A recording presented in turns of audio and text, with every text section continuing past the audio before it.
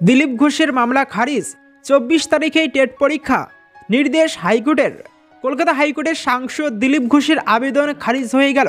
24শে December নির্ধারিত দিনে রাজ্যের টেট পরীক্ষা হবে, এই কথা জানিয়ে দিল কলকাতা হাইকোর্ট। কলকাতা হাইকোর্টের প্রধান বিচারপতি ডিভিশন বেঞ্চ এই রায় দিয়েছে। পরীক্ষার্থীদের যাতে কোনো রকম সমস্যা না হয় সেদিকে নজর রাখবে প্রশাসন। ব্রিগেডে 1 লক্ষ কণ্ঠে গীতা পাঠের অনুষ্ঠান রয়েছে সেই দিন, তা নিয়ে রয়েছে জোর চর্চা।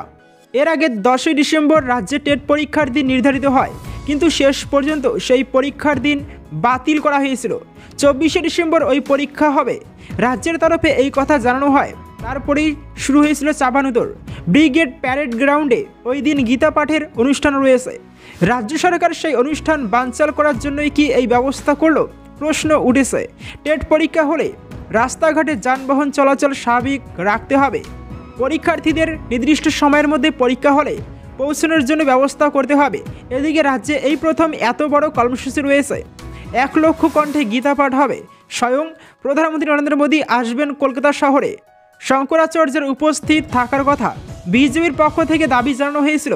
ওই দিন পরীক্ষা স্থগিত রাখুক রাজ্য সরকার, অন্য কোনো দিনে রাজ্যে এই পরীক্ষা করা হোক, কিন্তু রাজ্য সরকারের তরফ থেকে কোনো বার্তা এই বিষয়ে দেওয়া হয়নি।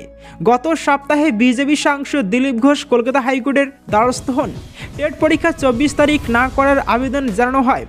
আবেদনের ভিত্তিতে মামলার শুনানির কথা ছিল এদিন সোমবার, কিন্তু সেই দিন মামলার শুনানি হয়নি। এদিন মঙ্গলবার মামলার শুনানি হয়, কিন্তু দিলীপ ঘোষের পক্ষে বিচারপতির মত যায়নি। রাজ্যে টেট পরীক্ষা হবে ওই নির্দিষ্ট দিনেই, এমন কথাই জানিয়ে দিয়েছেন বিচারপতি।